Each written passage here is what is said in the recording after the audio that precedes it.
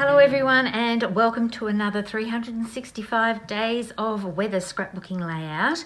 This is the project that I'm doing with my good friend Julie Carriere over in Canada. And if you've been following along, you know what this is all about. It's time to scrapbook and put elements on the page according to the weather for each day of the month. If this is the first time you're watching this, I'll just bring in my iPad. I've just done a screenshot of what we do. We do a sketch in Cricut. This month Julie has done the design, so you can see here she's done a design with floral elements and the flowers represent each day of the month. So they will be color coordinated with the temperature that she reaches.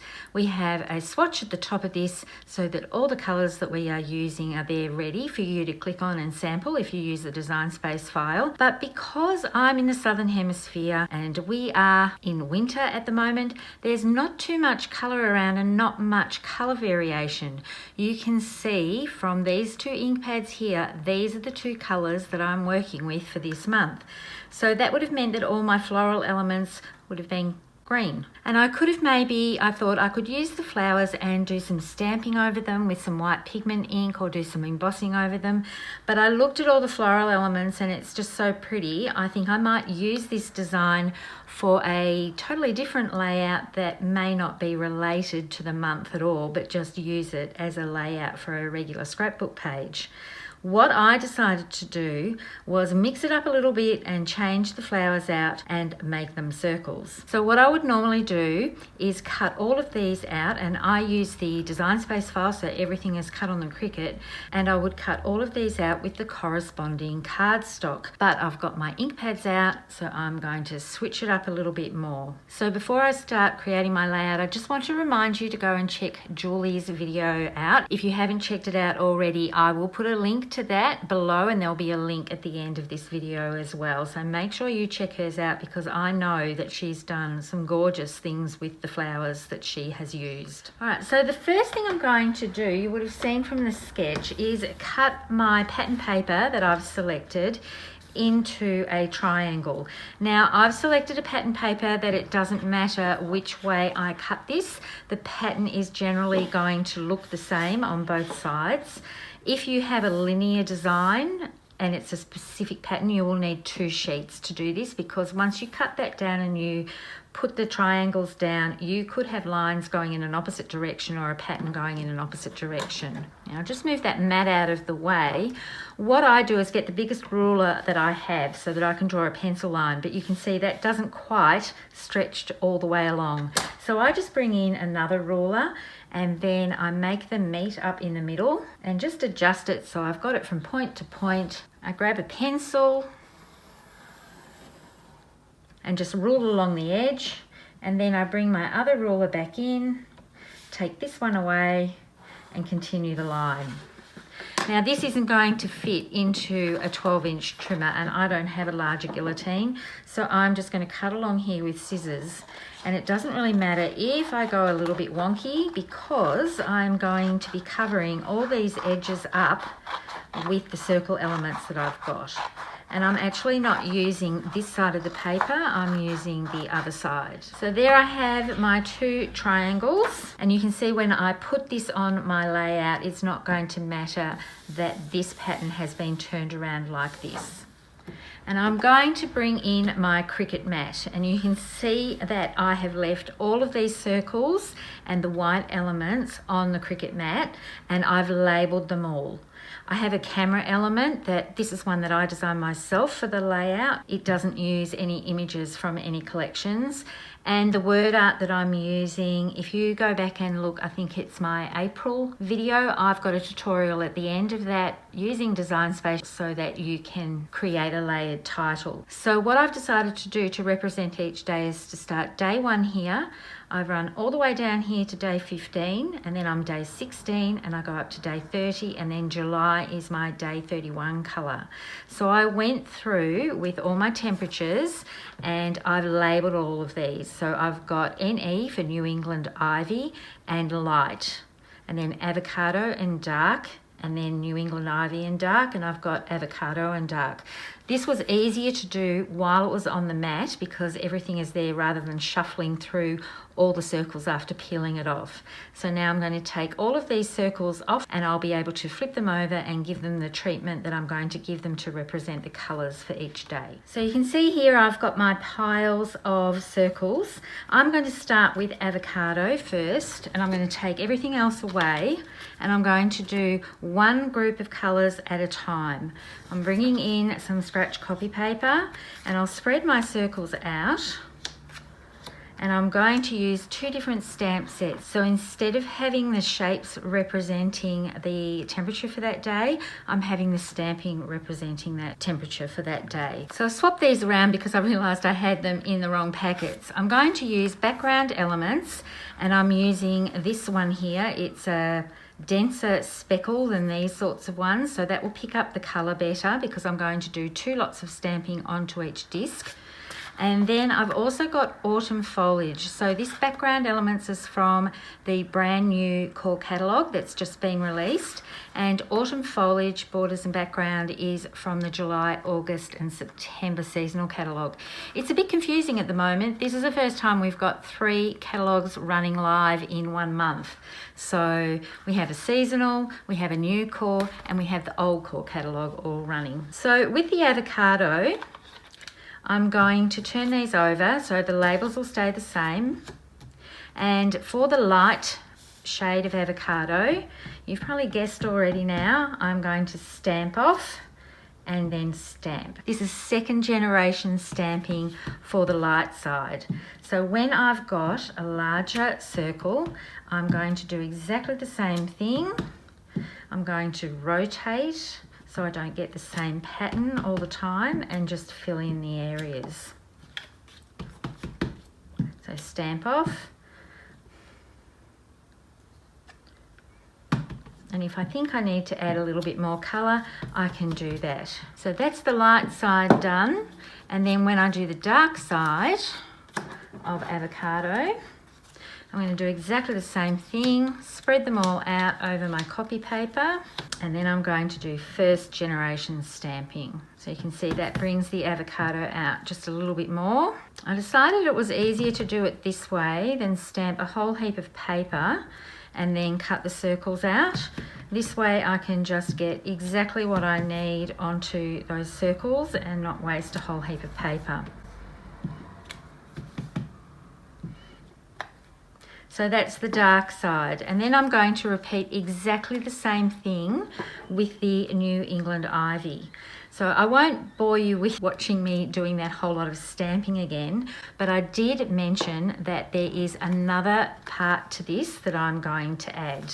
I'm just going to bring in another piece of copy paper so you can see a little bit better what I'm doing.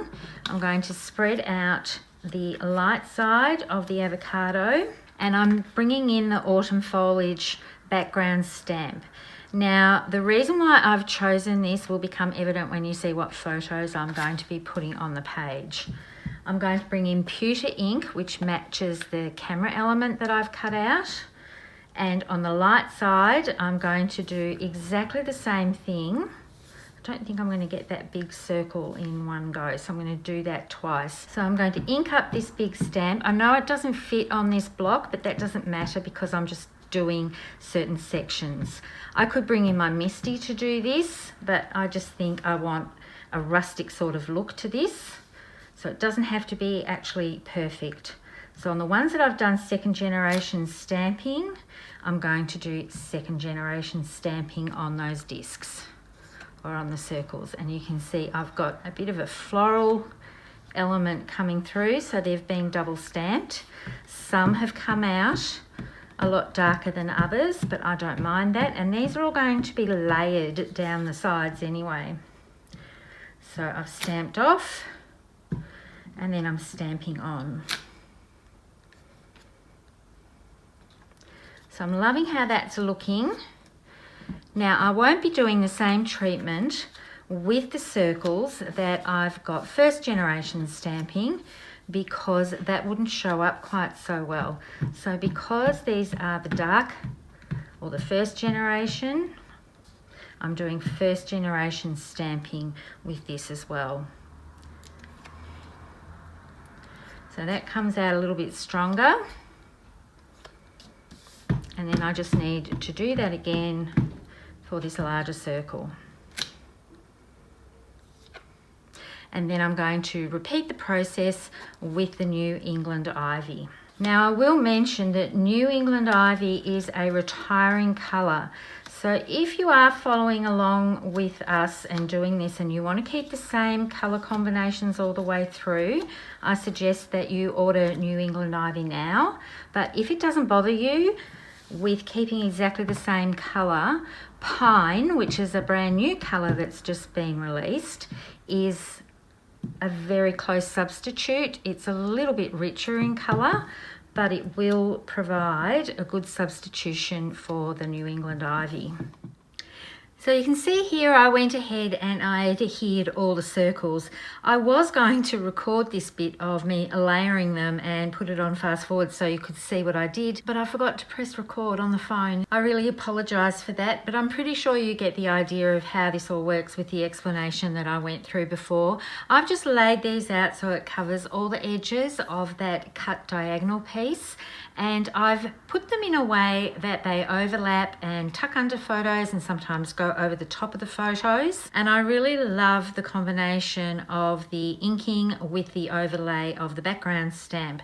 And the reason why I wanted to keep everything quite muted for this layout, because my photos are the things that I really want to make shine. We had a couple of really great experiences. My daughter and I went to see Harry Potter and the Cursed Child, and as part of her birthday present and also a little bit of a present to me too, I bought tickets to the Loom and surprised her with those.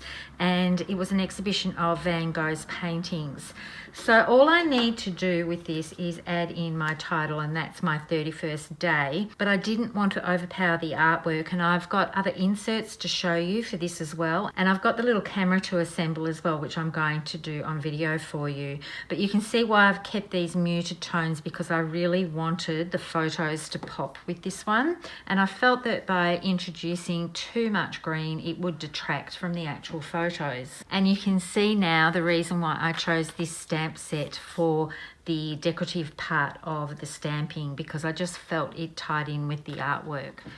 So let's construct the camera. It's all fairly self-explanatory, but I thought I would do this on camera for you.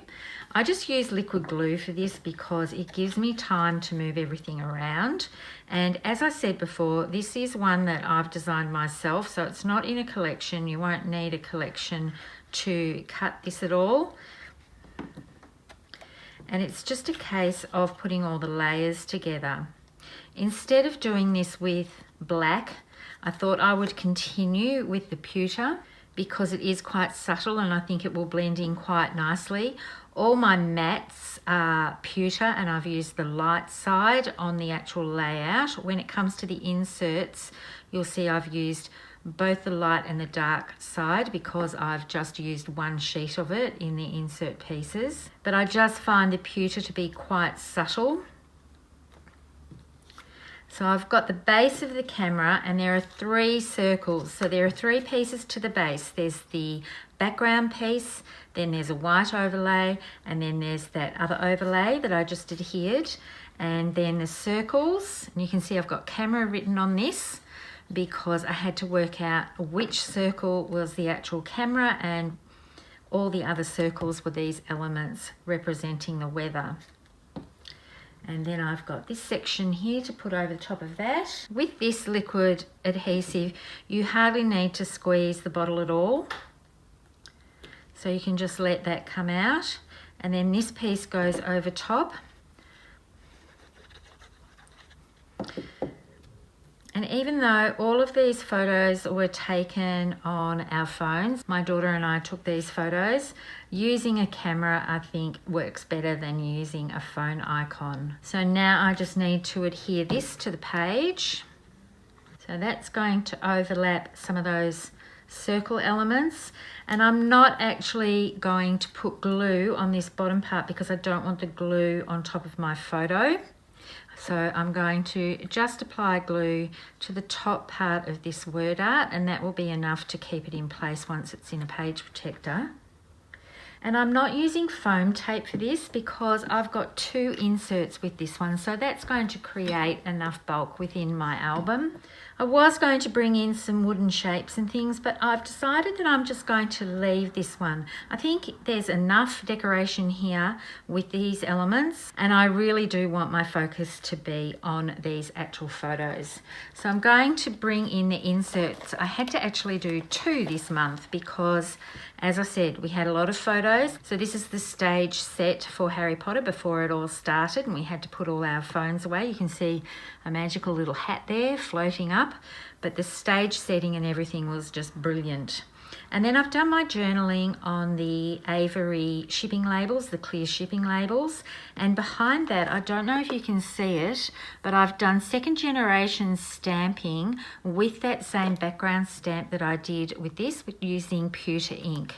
So 2nd generation just gives enough of that to come through to stop that being a flat white piece. And then I've got some more photos here from the exhibition.